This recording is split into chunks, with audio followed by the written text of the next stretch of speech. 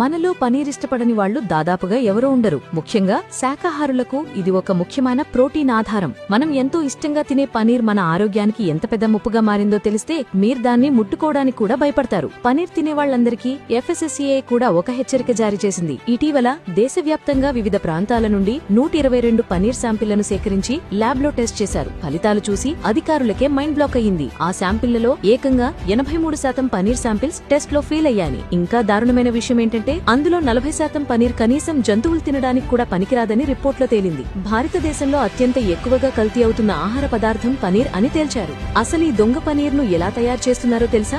మైదా, ఆరారూట్ powder, palm oil కలిపిన నకిలీ పాలు లేదా పాల పొడి, యూరియా మరియు ప్రమాదకరమైన కెమికల్స్ అన్ని కలిపి ఈ విషాన్ని తయారు చేస్తున్నారు. ఈ పనీర్ తినడం వల్ల వచ్చే 10 సంవత్సరాలలో మన పేగులు దెబ్బతినడం, కిడ్నీలో రాళ్లు, కాలేయం పాడవడం వంటి తీవ్రమైన ఆరోగ్య సమస్యలు వస్తాయని డాక్టర్లు హెచ్చరిస్తున్నారు. అంటే ఇది మనం డబ్బులిచ్చి కొనుక్కుంటున్న జబ్బనమాట.